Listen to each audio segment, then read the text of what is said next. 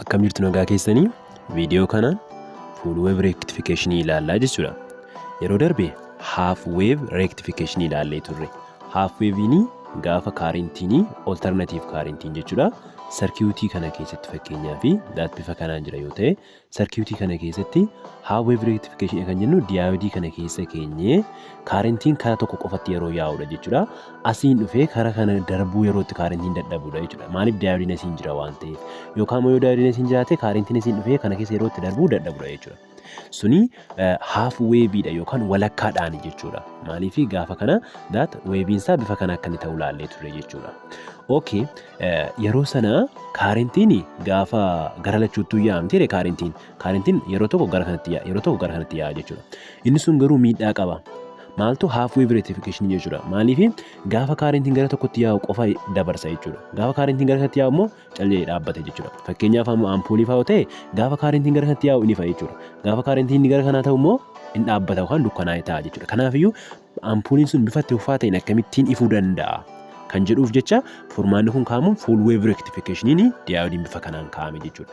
Isa kanaaf diyoodiin bifa addaatiin akkaataa asirratti argitan kanaan particularly bifa kanaan qindeeffama jechuudha. Bifa kanaan particularly maal goona jechuudha. Diyoodii afur bifa adda ta'een akkasitiin kaa'na jechuudha. Yeroo kana kaarentiin asiin poozitiivadha jennu asiin immoo negatiivadha jennu ilaala. Asiirraa gaafa asii kaanee deemnu kaarentiin asiin kana keessa darbaa jennu. Kana keessa yaa'ee gaafa dhufu kaarentiin kun asiin gara kanatti goruu hin danda'u. Diyoodiin keenya akkas garagaltee jirti waan ta'eef ol goruu gara kanatti as goruu hin danda'u jechuudha. Kanaafuu gara kanatti goraa gara kanatti gora jechuudha. Gaafa asiin dhufee jedhu kaarentiin kun eessa dhaqa jechuudha. Gaafa as ga'us eessatti goruu hin danda'u gara kanatti as goruu hin danda'u. Diituutti goruu hin danda'u jechuudha. Kanaaf yoo eessaan darba jechuudha kaarentiin asiin dhufa jechuudha. Asiin dhufa kana booda laala.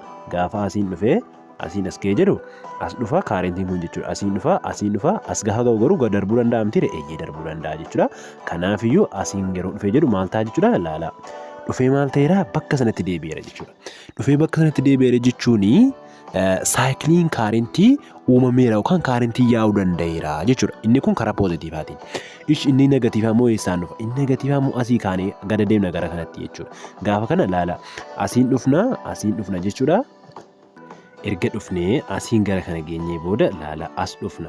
Gaafa as geenye jennu kaarentiin kun akkas gara kanatti goruu hin danda'u. Diyoodiin keenya D3 gadi garagaltee jirti waan ta'eef.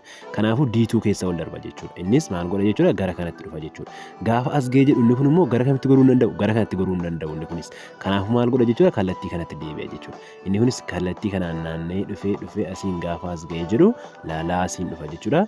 Daat gaafa as ga'ee jedhu inni kun immoo jechuudha karaa barbaadetti goruu danda'a. Asii yoo gores daat bifa kanaan asii yoo gores maal ta'uu danda'a jechuudha karaa barbaade godhuu danda'a jechuudha. Daat kana yoo gores dhufee asiin naanna'ee isa kana dhufuu danda'a. Asii yoo gores dhufee asiin kana naanna'ee karaa kanarraan deebi'ee dhufee maal gochuu danda'a? Inni kunis dhufee asitti galuu danda'a jechuudha. Kana jechuun kaarentiin deebi'ee naanna'ee dhufeera jechuudha. Naanna'ee bakka ka'e sana deebi'ee dhufeera waan ta'eef ammas deebi'uu danda'a jechuudha. Daandiin kaarentii yookaan saayikiliin kaarentii erga uumeeti kaarentiin bifa wal fakkaataa ta'een yaa'uu danda'a jechuudha. Kanaafuu asitti inpuutiin kan keenya kaarentiin lamaan kaa'ama jechuudha. Jechuun poozitiivaaf negatiivaan jechuudha. Jalqaba maaltu ture poozitiivatu yaa'a. Erga poozitiivatti gadhiifnee booda poozitiivatu nuun deema jechuudha. Kana booda negatiiva dhaqa jechuudha. Poozitiiva yaa'a jechuudha. Bifa kanaan weeviin keenyatti fufa. Daat inni kun poozitiivadha. Inni kun immoo negatiivadha jechuudha. Asirraan erga akkasittiin deemee booda inni kun jechuudha bifa kanaan adeema mitiire. Aawutpuutiin keenya maal ta'a? Aawutpuutiin kan keenya garuu maal ta'a jechuudha? Kallattii lacheen isaaniiyyuu gara kamitti deema? Gara poozitiivaatti deema. Laala lacheen isaanii inni negatiivaas inni poozitiivaa lachuu eessaan dhufan gara kanaan dhufan jechuudha. Lacheen isaanii gara kanaan dhufan jechuudha. Daat kun inni poozitiivaati yeroo poozitiivaa asiin gas ga'e. Inni negatiivaas gara kamiin dhufe kaarentiin kun asumaan dhufe jechuudha. Maali negatiiva keessa gadi hin gorre jechuun dhufee asiin naannee asiin kaarentiin dhufe jira asiin kaarentiin dhufe hin jiru. Kaarentiin lachuu asiin dhufe deebi'ee jechuudha. Kanaafiyyuu weeviin keenya isa kana ta'a jechuudha. Kanaafuu weeviin keenya bifa wal qixa ta'een akkasittiin xiqqaachaa deema jechuudha. Kanaafuu full wave rectification jechuun immoo isa kanadha jechuudha. Please viidiyoo kana like godhaa. Kanneen maatii hin taane immoo subscribe godhaa maatii taana. Har'aaf nugaa nagaatti.